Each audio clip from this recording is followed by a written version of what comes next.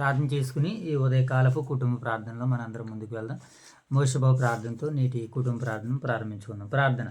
మహాగణుడు మహోన్నతుడ ప్రేమగల మా కనుజను కృపగల దేవ మీ అపరమైన నామానికి వేలాది వందనాలు శత్రు సోచన తండ్రి ట్రీగతను మౌని ఉదకములు సమృద్ధి వాంటి మీ కను తండ్రి ట్రీగతను వాక్యం చేయొచ్చాను వాక్యం మేము ఇష్ట వేరు కాకుండా మా హృదయంలో ఫైన్ చేయలేతో తండ్రి ట్రీగతను వెన్నమాడి వాక్యం మా హృదయంలో 30 60 100 ఫైన్ చేయలేతో తండ్రి ట్రీగతను ఇంకా అనారోగ్యంగా రమ్ముతుంది అని ముట్టిపడి ఏ తాడిపోతున్నా మీ ప్రార్థన మీకు అడిగిపోకుండా మా పరమశంత్రి ఆమేన్. జై తల్లి ప్రార్థన.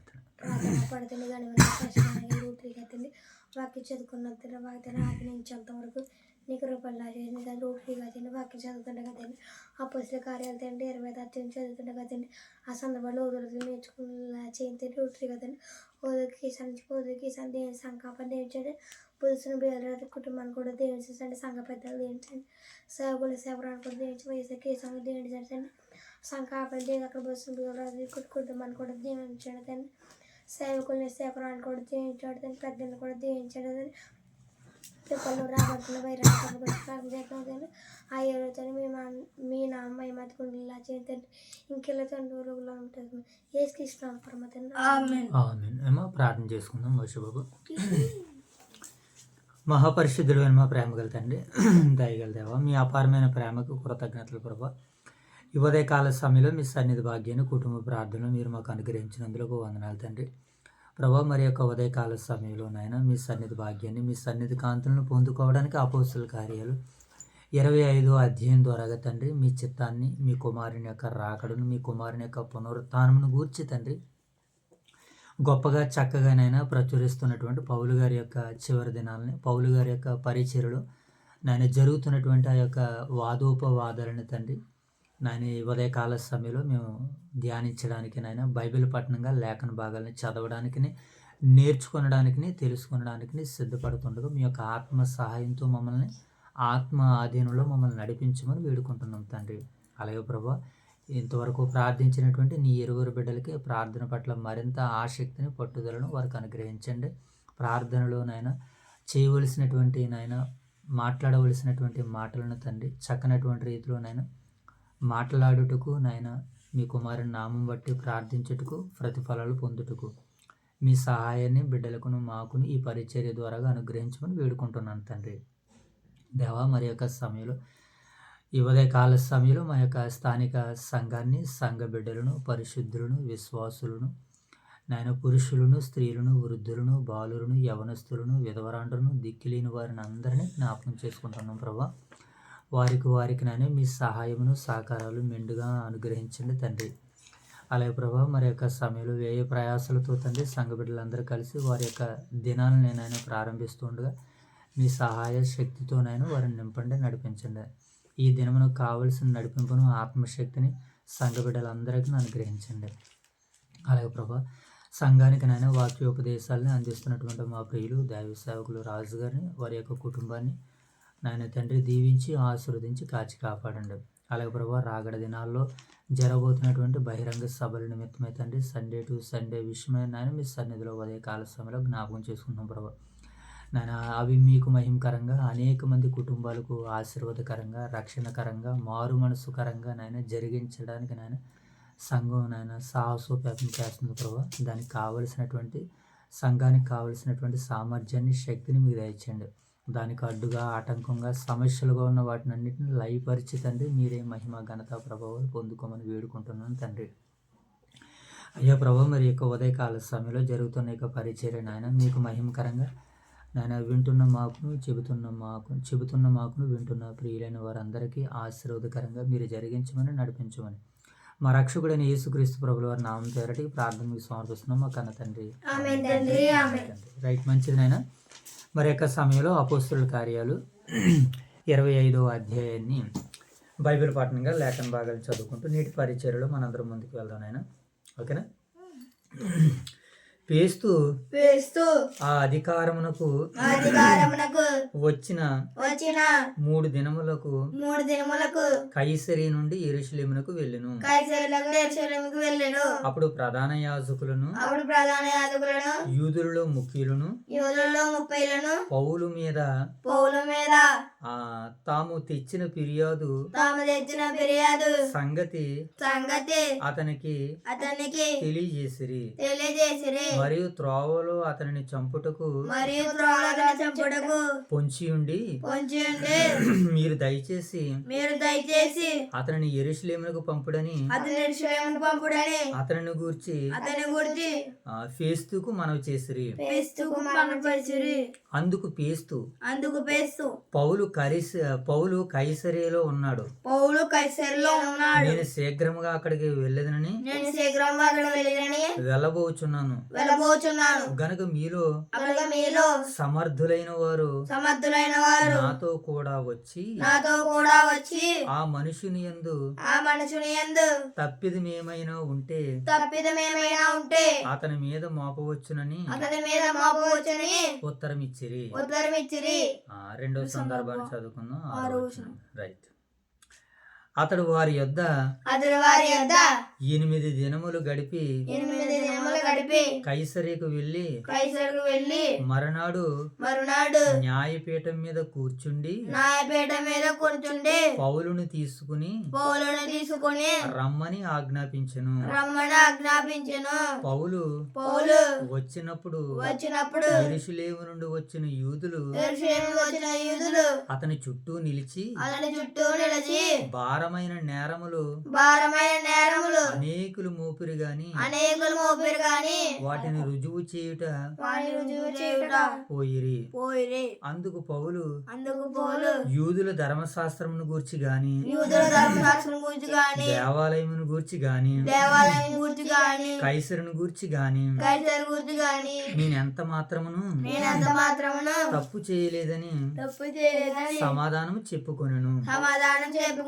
అయితే క్రీస్తు యూదుల చేత మంచివాడు అనిపించుకొనవలెనని యెరూషలేమునకు వచ్చి అక్కడ నా ఎదుట ఈ సంగతులను గూర్చి విమర్శింపబడుటకు నీకు ఇష్టమా అని పౌలుని అడిగెను. అందుకు పౌలు కైసరియా న్యాయపీఠం ఎదుట నిలుచుండి నేను విమర్శింపబడవలసిన స్థలం ఇదే. యూదులకు నేను అన్యాయమేమీ చేయలేదని తమరికి బాగుగా తెలియను.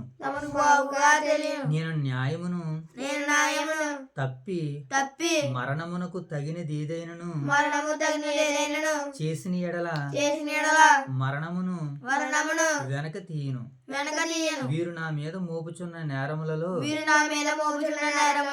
ఏదియు నిజము కాదని నన్ను వారికి అప్పగించుటకు ఎవరి తరము కాదు.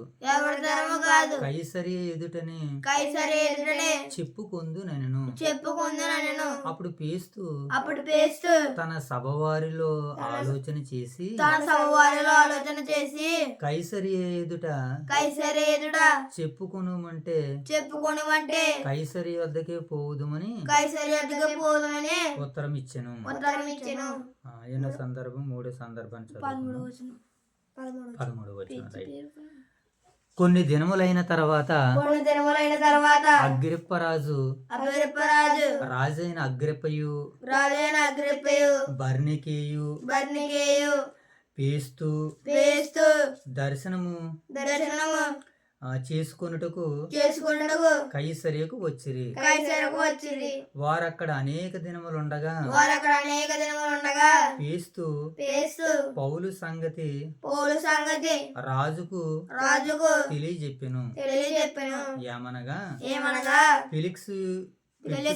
ఫెలిక్స్ పెట్టిపోయిన ఒక ఖైదీ ఉన్నాడు. నేను యెరూషలేములో ఉన్నప్పుడు ప్రధాన యాజకులను యూదుల పెద్దలను అతని మీద తెచ్చిన ఫిర్యాదు తెలుసుకుని అతనికి శిక్ష విధించుడని వేడుకొనిరి. అందుకు నేను నేరం మోపబడిన వాడు నేరం మోపబడిన వారికి ముఖాముఖిగా వచ్చి తన మీద మోపబడిన నేరమును గూర్చి సమాధానం చెప్పుకొనుటకు అవకాశం ఇయ్యకు మునుపు ఏ మనుషునికైనను అప్పగించుట రోమీల ఆచారము కాదని ఉత్తరం ఇచ్చిరి. కాబట్టి వారు అక్కడ కూడి నేను ఆలస్యం చేయక మరునాడు న్యాయపీఠం ఎదుట కూర్చుండి ఆ మనుషుని తీసుకుని రమ్మని ఆజ్ఞాపించితిని. నేరం మోపిన వాడు నిలిచినప్పుడు నేను అనుకొనిన నేరములలో ఒకటైనను అతని మీద మోపిన వారు కారు. అయితే తమ మతమును గూర్చి చనిపోయిన యేసు అని ఒకనిని గూర్చి చనిపోయిన యేసు అని ఒకనిని గూర్చి ఇతనితో వారికి కొన్ని వివాదములు ఉన్నట్టు కనబడును. ఆ యేసు బ్రతికి ఉన్నాడని పౌలు చెప్పును. నేనట్టి వాదముల విషయమై ఎలాగూ విచారించగలను ఏమీ తోచక యెరూషలేమునకు వెళ్ళి అక్కడ వీటిని గూర్చి విమర్శింపబడుటకు అతనికి ఇష్టమవునేమో అని అడిగితిని. అయితే పౌలు చక్రవర్తి విమర్శకు తన్ను నిలిపి ఉంచవలనని చెప్పుకొనినందున నేను అతన్ని కైసరి యొద్దకు పంపించుటకు నిలిపివేయవలనని ఆజ్ఞాపించితినెను. అందుకు అగ్రిప్ప ఆ మనుషుని చెప్పుకొనినది నేను వినగోరుచున్నానని పేస్తుతో అనగా అతడు రేపు వినవచ్చునని చెప్పెను. 4వ సందర్భం చదువుకున్నాం. 23వ వచనం. కాబట్టి మరునాడు అగ్రిప్పయు బెర్నికేయు మిక్కిలి ఆడంబరముతో వచ్చి సహస్రాధిపతులతోను పట్టణమందలి ప్రముఖులతోను అధికారులతోను ప్రవేశించిన తర్వాత పేస్తు ఆజ్ఞయిగా పౌలు తేబడెను. అప్పుడు పేస్తు అగ్రిప్ప రాజా ఇక్కడ నీతోనున్న సమస్త జనులారా మీరు ఈ మనిషిని చూచుచున్నారు. యెరూషలేములోను ఇక్కడను యూదులందరూ వీడు బ్రతక తగడని కేకలు వేయుచు అతని మీద నాతో కూడా మనం చేసుకునేది. అతడు మరణమునకు తగినదేమియు చేయలేదని నేను గ్రహించి ఇతడు చక్రవర్తి ఎదుట చెప్పుకుందునని నేను అనినందున ఇతనికి నిశ్చయించి ఉన్నారు. ఇతనిని గూర్చి మన ఏలిన వారితో ఏలిన వారిని వ్రాయుటకు నాకు నిశ్చయమైనదని ఏమీ కనబడలేదు. గనుక విచారణ అయిన తర్వాత రాయుటకు ఏమైనను నాకు దొరకవచ్చునని మీ అందరి ఎదుటకిని అగ్రిప్పరాజా ముఖ్యంగా మీ ఎదుటకిని ఇతని రప్పించున్నాను. ఖైదీ మీద మోపబడిన నేరములను వివరించకుండా అతన్ని పంపుట యుక్తము కాదని నాకు తోచుచున్నదని చెప్పెను. దేవుడి యొక్క పరిశుద్ధ వాక్యాన్ని నేడు మన వెనుకడిలో మరి 30 దంతులుగాను 60 దంతులుగాను 100 దంతులుగాను ఫలింపజేయను గాక.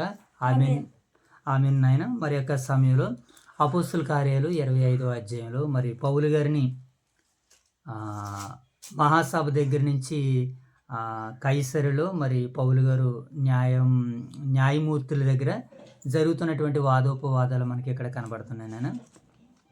మరి పేస్తు గారి ఎదుట అంతకుముందు ఫెలిక్స్ ఎదుట మరి పౌలు గారిని నిలబెట్టడం, పౌలు గారు ఏమైతే నేరాలు చేశారో ఆ నేరాలన్నీ మరి యూదులు కుట్ర కింద ఈయన మీద మోపడం, ఆ ఒక్క నేరాలు నేను ఏదీ చేయలేదని మరి పౌలు గారు వీళ్ళందరికీ చెప్పినట్లుగా మనకి ముందటి అధ్యాయంలో మనం విన్నటువంటి వర్తమానం. నేడు పేస్తుకు కూడా మరి వచ్చి పౌలు గారిని విచారణ జరిపిస్తున్నట్లే కనబడుతుంది. అలాగే పేస్తు, అలాగే అగ్రిప్పరాజా వీళ్ళందరూ కలిసి మరలా చక్రవర్తి దగ్గరికి మరలా వీళ్ళ వల్ల కూడా ఏమవట్లేదు, ఇక్కడ వీళ్ళ వల్ల కూడా ఈ సమస్య పరిష్కారం అవడం లేదు. కనుక వీళ్ళు ఏం చేయాలనుకుంటున్నారంటే చక్రవర్తి దగ్గరికి తీసుకుని వెళ్ళాలని మరలా వేరొక రాజుకి వీళ్ళందరూ కూడా ఏం చేస్తున్నారు, పత్రాన్ని రాస్తూ పౌలు గారిని పంపించాలని మరలా వీళ్ళందరూ సిద్ధపడుతున్నట్లుగా మనకి కనబడుతుంది. కనుక ఈ 25వ అధ్యాయాన్ని మనం ఇంకా టూకీగా బాగా అర్థం చేసుకోవడానికి ప్రయత్నం చేయగలిగినట్లయితే 25 అధ్యాయులు మనకి ఎన్ని సందర్భాలు కనబడుతున్నాయి పిల్లరా? 4 సందర్భాలు కనబడుతున్నాయి. ఎన్ని వచనాలు ఉన్నాయి అక్కడ? 27 వచనాలు. ఈ 27 వచనాలని మనం టూకీగా అర్థం చేసుకోవడానికి ప్రయత్నం చేయగలిగినట్లయితే ఒక 3 భాగాలుగా మనకి కనబడుతుంది. మొదటి భాగం మొదట వచనం నుంచి 12 వచనాలు పేస్తు ఎదుట సభవారి ఎదుట పౌలు విమర్శ చేయబడుతున్నాడు అనమాట. అసలు పౌలు ఇక్కడ ఖైదీగా బంధింపబడ్డానికి గల కారణాలు ఏంటి? యూదుల్ని ఇతడు రెచ్చగొడుతున్నాడు, యూదుల్లో ఇతను మత చిచ్చు పెడుతున్నాడు, దేవాలయాన్ని పాడు చేస్తున్నాడు. కనుక ఇలాంటి వాడు బ్రతక తగదని కొంతమంది యూదులు పౌలు గారి మీద చేసినటువంటి ఫిర్యాదులు మనకి మొదటి భాగంలో కనబడుతున్నాయి. ఇక రెండో భాగాన్ని మనం చూసినప్పుడు అగ్రిప్పరాజు ఎదుట పేస్తు ఎదుట పౌలుని గురించి సాక్ష్యం ఇచ్చుట, అతడు ఏ నేరం చేశాడు, ఏంటి, ఇతను ఎవరు, ఎక్కడి నుంచి వచ్చాడు అని విచారణ జరిపించడం 13 నుంచి 22 వచనాల్లో మనకు కనబడుతుంది. ఇక చివరి భాగాన్ని మనం చూసినప్పుడు 23 నుంచి 27 వచనాల్లో పట్టణ మందుల ప్రముఖ అధికారులు ఎదుట పౌలు తేబడుట. ఎక్కడికి వెళ్తున్నాడు ఆయన? పట్టణపు అధికారుల ఎదుటికి పౌలు గారు వెళ్తున్నాడు, న్యాయమూర్తి దగ్గరికి వెళ్తున్నాడు. అలా వెళ్ళే సమయంలో మరి పౌలు గారిని దేవుడు ఎన్ని విధాలుగా కాపాడుతున్నాడో మనకి ఈ లేఖన భాగాలన్నీ కూడా సెలవిస్తున్నాయి. కనుక ఇక్కడ మన పౌలు గారి యొక్క జీవితాన్ని మనం చూసినప్పుడు క్రీస్తు కొరకు అలాగే దేవుని కొరకు ఆయన ఎంత గొప్పగా ఎంత చక్కగా ఎక్కడికి వెళ్ళినా సరే దేవుని మహిమ కొరకు ఎలా వాడబడుతున్నాడో ఇదిగో ఆయన యొక్క పరిచర్య మనకి ప్రస్ఫుటంగా కనబడుతుంది. అధికారులు, న్యాయాధిపతులు, ఏమండి మనుషులు వీళ్ళందరి నుంచి కూడా పౌలు నిలబడి మాట్లాడగలుగుతున్నాడంటే ఆయన నమ్మిన నమ్మకం అంత గొప్పదే, ఆయన చూసిన దర్శనము అంత గొప్పదే. కనుకనే ఆయన అలా నిలబడగలిగాడు. ఎవరైనా బంధింపబడినటువంటి తర్వాత, ఎవరైనా ఖైదీ అయినటువంటి తర్వాత తమ ఉనికిని కోల్పోతారు, తమ మనసును కోల్పోతారు. కానీ పౌలు అలా కోల్పోలేదు. దేవుని ఎదుట నేను ఎల్లప్పుడూ నా మంచి మనస్సాక్షితో నడుచుకొనిచున్నానండి. అదే ధైర్యం పౌలు గారికి ఉన్న ధైర్యం ఏంటనైనా, నేను నా దేవుని ఎదుట మంచి మనస్సాక్షి గలవాడిని నేను నేటి వరకు నడుచుకున్నాను అన్నాడు. కనుక అలా నడుచుకున్నటువంటి ఆయనకి దేవుడు ఏం చేస్తున్నాడు? సహాయాన్ని అందిస్తున్నాడు. అలా సహాయాన్ని అందిస్తూ పౌలు గారిని ఎక్కడెక్కడ తీసుకుని వెళ్తున్నారు? మొదటి యెరూషలేము నుంచి కైసరికి తీసుకుని వచ్చారు. మరలా ఇప్పుడు కైసరి నుంచి మరలా రోమాకు తీసుకుని వెళ్ళడానికి ఆయనకి ఏం చేస్తున్నారు? మరలా రోమా చక్రవర్తి దగ్గర ఏమండి, గవర్నర్ దగ్గర. అంటే వీళ్ళ సమస్యలు చూడండి, ఒకరి తర్వాత ఒకరికి ఏమవట్లేదు, సమస్య వివాదం పరిష్కారం తేలట్లేదు. అందుకనే పౌలుని మరలా ఇప్పుడు ఎక్కడ తీసుకెళ్ళాలనుకుంటున్నారు? రోమా చక్రవర్తి దగ్గరికి మరలా ఆయన్ని తీసుకుని వెళ్ళాలనుకున్నాడు. కనుక ఇప్పుడు పౌలు గారు యొక్క పరిచర్యను మనం ఒకసారి అర్థం చేసుకోవడానికి ప్రయత్నం చేయగలిగినట్లయితే, పౌలు ఇంత గొప్పగా దేవుని యొక్క పరిచర్య చేయడానికి తిమోతి గారితో ఒక మంచి మాట మాట్లాడుతున్నారు. ఆ మాట మనం చదివితే మనకి బాగా అర్థమవుతుంది. చూద్దాం మంచి మాటని. తిమోతి పత్రిక 4:17 చదువుదాం. అయితే నా ద్వారా సువార్త పూర్ణముగా ప్రకటింపబడు నిమిత్తమును, అంటే పౌలు గారి ద్వారాగా సువార్త ఎలా ప్రకటింపబడాలట? పరిపూర్ణంగా. అంటే యెరూషలేములో ప్రకటించాడు ఆయన. యెరూషలేము ప్రజలను ఒప్పించాడు. ఎలాగా? ఇదిగో నేను యేసుక్రీస్తు అనేటువంటి ఒక రక్షకుని ప్రకటిస్తున్నాను. మన వాళ్ళందరికీ పునరుత్థానం గురించి నిరీక్షించారు. మరణించిన తర్వాత మరలా తిరిగి లేచే అవకాశం ఉంది. అలా లేపడానికి దేవుడు మన సహోదరు నుంచి ఒక ఆయన పుట్టించాడు. ఆయనే ప్రభు అయిన యేసుక్రీస్తుల వారు. ఆయన మరణించాడు, తిరిగి లేచాడు. ఆయన తిరిగి లేచాడని అక్కడ యెరూషలేమును అంతటిని కూడా ఏం చేశాడు? ఆయన తన బోధన చేత ఒప్పించాడు. అక్కడ అధికారులు అడ్డుపడుతుంటే అధికారులు ఎదుటి నిలబడ్డాడు. అక్కడ న్యాయాధిపతులు నిలబడితే న్యాయాధిపతుల ముందు నిలబడ్డాడు. ఎవరో? పౌలు గారే. దేన్ని పట్టుకుని? ఇది ఆనాటికి ఆయన మనసులో ఉన్నటువంటి దేవుని యొక్క మాటలను బట్టి, అప్పటికే ధర్మశాస్త్రంగా ఆయన దగ్గర ఉన్నటువంటి ఆ ధర్మశాస్త్రపు ప్రతులను బట్టి ఏమని మాట్లాడుతున్నాడు చూడండి. మరలా చదువు చూడమ్మా జైతల్లి. అక్కడ బైబిల్ చూడతల్లి. 2 తిమోతి పత్రిక 4:17. అయితే చదువు మోషబాబు. అయితే నా ద్వారాగా సువార్త పూర్ణముగా ప్రకటింపబడే నిమిత్తము అన్ని జనులందరూ దానిని విని నిమిత్తము ప్రభువు నా ప్రక్కన నిలిచి నన్ను బలపరిచెను గనక నేను సింహముల నోట నుండి తప్పింపబడుతుంది. ఎక్కడి నుంచి తప్పించబడ్డాడట ఈయన? సింహాల నోట నుంచి. అధికారులు అంటే ఎలాంటి వారు? సింహాలు లాంటి వారే. అధికారులు అంటే ఎవరినైనా సింహాలు లాంటి వారే. ఆ సింహాల నోట నుంచి ఏం చేయబడ్డాడు పౌలు గారు? తప్పించబడ్డాడు. నేను రక్షింపబడ్డాను అంటున్నాడు. పౌలు గారిని కూడా చంపడానికి ఎంతమంది ప్రయత్నం చేశారు? మోషబాబు నిన్న అది పౌలు గారిని చంపడానికి ఎంతమంది ప్రయత్నించారని మనం చెప్పుకున్నాం? 40 మంది. ఇప్పుడు మరలా 40 మంది ఏమని అడుగుతున్నారు? ఇక్కడ నుంచి ఈ కైసరి నుంచి ఎక్కడికి వెళ్ళిపోవాలంటున్నాడు? మరలా నేను యెరూషలేముకి తీసుకుని వెళ్తాను అంటున్నాడు పేస్తూ. నీకు అక్కడ నీకు న్యాయం జరిగేటట్టుగా నేను చేస్తానన్నాడు. లేదు, నేను కైసరి ఎదుటి న్యాయపీఠం దగ్గరే నేను నా వాదనని నిరూపించుకుంటానండి. ఎందుకని? మరలా అక్కడికి వెళ్తే వీళ్ళు యూదులందరూ వచ్చారు కదా, పౌలు గారిని మరలా చంపడానికి ఆలోచన చేస్తున్నారు. అందుకే నేను యెరూషలేములో కాదు, నా న్యాయాన్ని, నా వాదనని నేను కైసరి ఎదుటే, అగ్రిపరాజు ఎదుటే, లేదా ఏమండి రోమా చక్రవర్తి దగ్గరే నా యొక్క వాదనని నేను చెప్పుకుంటానంటాను. అది ఎవరైనా పౌలు గారు. ఎంతోమంది పౌలు గారిని చంపాలనుకున్నాడు, కానీ దేవుడు ఏం చేస్తున్నాడు? ఆయన్ని ఆపుతున్నాడు. ప్రజల దగ్గర మాట్లాడాడు, అధికారుల దగ్గర మాట్లాడాడు, అధిపతుల దగ్గర మాట్లాడాడు, రాజు దగ్గర మాట్లాడారు, చక్రవర్తి దగ్గర కూడా మాట్లాడడానికి సిద్ధంగా ఉన్నాడు. అంటే ఇంతమంది ద్వారాగా సువార్త ఏమవుతుంది? ఇప్పుడు ప్రకటింపబడుతుంది. ఇంతమంది ద్వారా సువార్త ఏం చేయబడుతుంది? ప్రకటింపబడుతుంది, బలపడుతుంది. అధికారులు ఒప్పుకుంటున్నారు, ప్రజలందరూ ఒప్పుకుంటున్నారు. వాళ్ళందరినీ ఒప్పించి, వాదించి, ఒప్పించే సామర్థ్యం ఇప్పుడు ఎవరికి ఉంది మోషబాబు? పౌలు గారికి ఉంది. చూడ మాట అన్నాడు. అన్ని జనులు అందరూ దానిని విని నిమిత్తం ప్రభువు నా పక్కన నిలిచి నన్ను బలపరిచిన గనక నేను సింహము నోట నుండి తప్పించబడి తిని, ప్రభువు ప్రతి దుష్కార్యము నుండి నన్ను తప్పించి తన పరలోక రాజ్యము చేరినట్లు నన్ను రక్షించును. యుగయుగములు ఆయనకు మహిమ కలుగును కాక ఆమేన్ అని అంటున్నాడు. అంటే పౌలు గారు ఆ రోజు ప్రజలందరిలోనూ, అధికారులందరిలోనూ, న్యాయాధిపతులందరిలోనూ, రాజులందరిలోనూ క్రీస్తే రక్షకుడని ఆయన ఏం చేశాడు? నిరూపించాడు. మృతులకు పునరుద్ధానం ఉందని చూపించాడు. ధర్మశాస్త్రాన్ని బట్టి, ప్రవక్తల గ్రంథాలను బట్టి, ఆయన యేసుక్రీస్తుల వారు చేసినటువంటి సేవను బట్టి, సువార్తను బట్టి, పరిచర్యను బట్టి మృతుల పునరుద్ధానం ఉంది అని పౌలు బోధించాడు.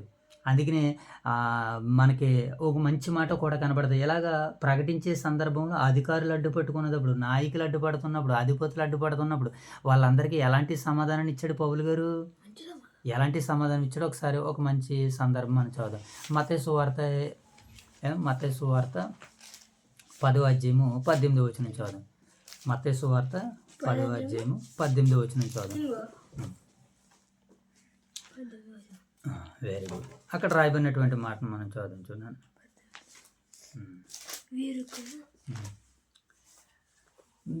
ప్రభు అయిన యేసుక్రీస్తుల వారు తన యొక్క రాకడను గూర్చి శిష్యులకి వివరిస్తూ సమాజంలో వారు ఎలా సువార్త చెప్పినప్పుడు మిమ్మల్ని ఒకవేళ అధికారులు కానీ న్యాయాధిపతులు కానీ మిమ్మల్ని అడ్డుకుంటే మీరు ఏం మాట్లాడాలో ఎలా మాట్లాడాలని దేవుడు క్షమించండి యేసుక్రీస్తుల వారు కొన్ని మెలకువలు చెబుతూ శిష్యులకి ఏమంటున్నాడో మనం చూద్దాం. వీరికిని అన్ని జనులకును సాక్ష్యార్థమై నా నిమిత్తం మీరు అధిపతుల యొద్దకును ఎక్కడికి వెళ్తారట వీళ్ళు? యేసుక్రీస్తుల వారిని ప్రకటిస్తున్నందుకు ఎవరి దగ్గరికి వెళ్తారట వీళ్ళు? మొదటగా మీరు అధిపతుల యొద్దకును, తర్వాత రాజుల యొద్దకును, ఏమండి అధికారుల యొద్దకును తేబడుదురు. వారు మిమ్మల్ని అప్పగించినప్పుడు ఎలాగో మాట్లాడదుము ఏమి చెప్పుదుమని చింతింపకుడి. మీరేమి చేయవలనను మోసబో మీరేం చేయవలనను ఆ గడియలోనే మీకు అనుగ్రహింపబడును. మీ తండ్రి ఆత్మ మీలో నుండి మాట్లాడుచున్నాడే కానీ మాట్లాడువారు మీరు కారు అని ఇక్కడ యేసుక్రీస్తుల వారు చెప్పినటువంటి మాటను మనం జ్ఞాపకం చేసుకుంటే పౌలు గారు కూడా ఏం చేశాడు? పౌలు గారు కూడా తనలో ఉన్నటువంటి ఆ పరిశుద్ధాత్మను బట్టి వాళ్ళందరికీ సమాధానాలు ఇవ్వగలుగుతున్నాడు. అంతేకాకుండా ప్రభువు దూత పౌలుకి దర్శనమందు ప్రత్యక్షమై పౌలుని ఏం చేసింది? పౌలు నువ్వు భయపడకు, నువ్వు ధైర్యంగా మాట్లాడు, నిన్ను తీసుకుని వెళ్తాను, నువ్వు అక్కడ చెప్పాలి చక్రవర్తితోటి. ఎందుకని? ఎంతమంది దగ్గర నువ్వు రుజువు చేయాలి నా కుమారుని గురించి లేదా నా గురించి నువ్వు ఏం చేయాలి? రుజువు చేయాలి. రుజువు చేయాలంటే ప్రజల మధ్య 4 గోడల మధ్య ఇలాగా ఆ వీడియో ముఖంగా పెట్టుకుంటే రుజువులు పూర్తి కావు. మరి ఏం చేయాలి? పబ్లిక్లో చెప్పాలి. ఆ రోజు ప్రభుత్వ అధికారులే నిర్ణయం తీసుకున్నారు, అమ్మో యేసు అనేటువంటి ఒక ఆయన ఉన్నాడు రక్షకుడు, ఆయన ఎవరో కాదు దేవుని కుమారుడు, ఆయన దేవుని కుమారుడు అనే తెలకే అన్ని జనులు యూదులు ఆయన పట్టుకుని సిలువ చేసేసారు, ఇది వాస్తవము అని ఇప్పుడు ప్రజలు, అధికారులు, న్యాయాధిపతులు, రాజులు వీళ్ళందరూ కలిసి ఇప్పుడు ఏం చేస్తున్నారు? యేసుక్రీస్తు ప్రభువుల మరణ సమాధి పునరుత్థాన దినాన్ని డిక్లేర్ చేస్తున్నారు. ఏమని? వ్రాతపూర్వకంగా, లిఖితపూర్వకంగా. ఏమండి? రోమా చట్టం, రోమా ప్రభుత్వం అని అంటే అది ప్రపంచ దేశాలకు ఉనుకుపొట్టు. అది ఏమండి? అది రోమా ప్రభుత్వం అనగానే ప్రపంచ దేశాలకి ఉనుకుపొట్టు. ప్రపంచ దేశాలు పరిపాలించినటువంటి ప్రాంతం రోమా సామ్రాజ్యం. అది ఒక సామ్రాజ్యం ఏలింది అది ఈ భూమి మీద. ఒకప్పుడు 4 సామ్రాజ్యాలు, మన బబులోను సామ్రాజ్యం, మాదీయుల సామ్రాజ్యం, పారాసికుల సామ్రాజ్యం, రోమా సామ్రాజ్యం. ఈ చివరి పరిపాలనలో యేసు రక్షకుడని ఆ ప్రపంచ దేశాలన్నీ తెలుసుకునేటట్టుగా చేశాడు దేవుడు. ఏం చేశాడు ఆయన? ప్రపంచ దేశాలన్నీ తెలుసుకునేటట్టుగా దేవుడు చేశాడు. అలా చేయాలనే ఈరోజు అధికారుల దగ్గరికైనా, అధిపతుల దగ్గరికైనా, న్యాయాధిపతుల దగ్గరికైనా మనం వెళ్ళాలి. ఎవరి గురించి? యేసుక్రీస్తుల వారి గురించి. అలా వెళ్ళినప్పుడు మనల్ని బంధిస్తూ ఉంటుంటారు, లోకం మనల్ని హేళన చేస్తూ ఉంటుంటుంది. అయినా సరే బైబిల్ని పట్టుకుని మనం ఏం చేయలే? వారికి ప్రకటన చేయాలి, వారందరికీ మనం ఏం చేయాలి? అయినా తెలియజేయాలని. అలా మరి తెలియజేయడానికి పౌలు గారు ఏం చేస్తున్నారు? ఒక్కొక్కరి దగ్గర నుంచి ఏం చేస్తున్నాడు మోషే బాబు? ఆయన ఒక్కొక్క దగ్గర నుంచి అలా ఎక్కుకుంటూ ఎక్కడికి వెళ్తున్నాడు? ఎక్కడికైనా వెళ్ళిపోతున్నాడు పౌలు. ఎక్కడికి వెళ్తున్నాడు? అన్ని ప్రాంతాలకి తిరిగేస్తాడండి. అంతమంది దగ్గరికి వెళ్ళిపోయాడండి. అలాంటప్పుడు ఎన్ని బాధలు పడ్డాడు ఆయన. చాలా కష్టాలు పడ్డాడు, చాలా శ్రమలు పడ్డాడు, చాలా నష్టాలు అనుభవించాడు, శోధనలు అనుభవించాడు. అనేక సార్లు ఆయన కొట్టారు, చంపేశారు అనుకున్నారు. అయినా సరే బట్టలు దొరుకుని మరలా సువార్త ప్రకటించడానికి వెళ్ళిపోయారు. ఎందుకని? ఇంతమంది ద్వారాగా రుజువు చేయాలి గనక. ఏమండి? 4 గోడల మధ్య కూర్చుని చదువుకుని చెప్పేసేది కాదు వాస్తవం అంటే. పబ్లిక్ పరంగా కూడా మనం ప్రభుని ఏం చేయాలి? చూపించాలి. అలా చూపించడానికి దేవుడు మరి మనందరికీ తెలివిని, వివేకాన్ని, బుద్ధిని, బలమును, జ్ఞానమును, ఆయువుని, ఆరోగ్యాన్ని దేవుడు ప్రసాదించును గాక. ఆమేన్. మనం ప్రార్థన చేసుకుని ఈ ఉదయకాలపు కుటుంబ ప్రార్థన మనం ముగించుకుందాం. మోషబా ప్రార్థన. మహాగణుడు మహోన్నతుడా, ప్రేమ గల మా కంటి నుండి కోల్పుగా దేవ, మీ అపరమైన నామనికే వేలేదు వందనాలు స్తుతులు స్తోత్రాలు ఎందుకంటే తండ్రి ట్రీగా తండ్రి ఈ ఉదయం కావాల్సిన తెరవాటి మీకు తండ్రి ట్రీగా తండ్రి వాకి తండ్రి మేము ఇటు వేరు కనుమరు అందరూ ఫైన్లు అటువంటి తండ్రి ట్రీగా తినడం కలితే నాలుగు గారు ఉంటున్నాను 3 హత్తు పంటలు వాడ వాక్య మరో దేరాలు ఉత్పన్న వాక్య మరో దేరాలు 30 60 100 పైన తండ్రి ట్రీగా తండ్రి కలితే నాలుగు గారు ఉంటున్నాను ముందు పర్వత పండుతుంది వేసుకృష్ణ పడుతుంటే జయతల్లి ప్రార్థన. పడుతుంది గణమైన శాస్త్రమైన రూట్ కదండి వాక్య చదువుకున్నంత వాగ్దాన ఆదరించేంతవరకు నీకు రూపంలో రూట్ కదండి అప్పట్లో కాలండి 25వ అధ్యాయం చదువుకున్నాం ప్రభా. 25వ అధ్యాయం చదువుకున్న ప్రభా. ఆ సందర్భంలో లోతులోకి వెళ్ళి నేర్చుకునేది ఎంత రొట్టె వద్దు క్రీస్తు నుంచి పాలు వద్దు క్రీస్తు దీయించదండి, సంకాపని దీయించదండి, బోధించిన బియ్యాలు రాదు, కుటుంబాన్ని కూడా దీయించదండి, సంఘ పెద్దలు దీవించి సేవకుల్ని సేవకురాన్ని కూడా దీయించదండి, ఓఎస్ఐ క్రీస్తుని దీయించదండి, సంకాపని దీయించండి, అక్కడ బోధించిన బియ్యాలు రాదు దీయించండి, కుటుంబాన్ని కూడా దీయించండి, సేవకుల్ని సేవకురాన్ని కూడా దీయించదండి. ఈ రోటరీకి రాబోతున్న బహిరంగ సభల గురించి ప్రార్థన చేస్తున్నాం సార్. ఆ 7 రోజులు తండ్రి, ఆ 7 రోజులతో మీ నా మహిమ గుడిలో చేసింది కదా రోటరీ కదా. ఇంకా తండ్రి రోగులు అనుకుంటుంది ఏసుకృష్ణ పర్వతంలో ఆమేన్. ఏమో ప్రార్థన వినుడి పావనుడా, ప్రార్థన మాకు ప్రార్థన చేసుకుందానని. మహాగణుడును మహోన్నతుడును పరిశుద్ధుడును ప్రేమ కలిగిన పరలోకమందున్న మా కన్న తండ్రి, మీ ఘనమైన నామానికి వేలాది వందనాలు ప్రభా. తండ్రి, ఉదయకాల సమయంలో కుటుంబ ప్రార్థనలో మీ సన్నిధి భాగ్యాన్ని, మీ సన్నిధి కాంతులను మీరు మాకు అనుగ్రహించి ప్రభా. ఎంతసేపు తండ్రి మీ మహిమ కొరకు నాయన, మీ ఘనత కొరకు మీరు మాకు అందించిన ఈ చక్కటి దివ్యమైన పరిచయను బట్టి మిమ్మల్ని స్తుతిస్తూ మహిమపరుస్తున్నాను తండ్రి. అయ్యా, మరి యొక్క సమయంలో అపోస్తుల కార్యాలు 25వ అధ్యాయం మేము చదివినప్పుడు తండ్రి, ఇదిగో లేఖన భాగాల్ని బైబిల్ పఠనంగా చదువుకున్నాం ప్రభా. దానిలో ఉన్నటువంటి కొన్ని సందర్భాలను మేము ఆలోచించి అర్థం చేసుకోవడానికి మాకు కొంత అవగాహన అనుగ్రహించినందుకు వందనాలు తండ్రి. ఇంకా రాగడి దినాల్లో పరిపూర్ణంగా నాయన తండ్రి మీ మాటల పట్ల పూర్తి అవగాహనతోనైనా మేము వినుటకు, నేర్చుకొనగలుగుటకు, తెలుసుకొనగలుగుటకు మీ యొక్క ఆత్మతో మమ్మల్ని నింపమని నడిపించమని వేడుకుంటున్నాం తండ్రి. అలాగే ప్రభా, ఈ యొక్క సమయంలో మా యొక్క స్థానిక సంఘాలను జ్ఞాపకం చేసుకున్నాం తండ్రి. ఓదూరు వైఎస్ఆర్ నగర్లో ఉన్నటువంటి సంఘాన్ని, సంఘ బిడ్డలను, దైవజనులను నాయన తండ్రి, వారిని వారి కుటుంబాలను మీరు దీవించి ఆశీర్వదించండి తండ్రి. అలాగే ప్రభా, సంఘ బిడ్డలు ఈరోజు చేస్తున్నటువంటి పనిపాట్లోను, ప్రయాణాల్లోనూ మీ తోడు, మీ యొక్క సహాయాన్ని అనుగ్రహించండి. ఈ దినమంతట్లో మీకు లోబడగలిగి నాయన మంచి మనసును, నాయన మిమ్మల్ని అర్థం చేసుకునేటువంటి భాగ్యాన్ని ప్రతి ఒక్కరికి అనుగ్రహించండి. అలాగే ప్రభా, మరి ఈ దినమును కావలసిన నడిపింపును, ఆత్మశక్తిని అనుగ్రహించండి తండ్రి. ఈ దినమంతట్లోనైనా మిమ్మల్ని చూడగలిగే కన్నులు, మీకు లోబడగలిగే మంచి మనసును, మారు మనసును నాకును నాయన, మా స్థానిక సంఘ బిడ్డలందరికీ, దైవ సేవకుల కుటుంబాలకి నాయన తండ్రి మీ యొక్క తోడును, మీ యొక్క సహాయాన్ని అనుగ్రహించి మీరే ఘనత, మహిమ, ప్రభావాలు పొందుకోమని మా ప్రభు అయిన యేసుక్రీస్తు వారి నామంలో ఈ ప్రార్థన మీకు సమర్పిస్తున్నాం మా కన్న తండ్రి. ఆమేన్ తండ్రి, ఆమేన్ తండ్రి. అందరికీ వందనాలైనా. Okay, very good.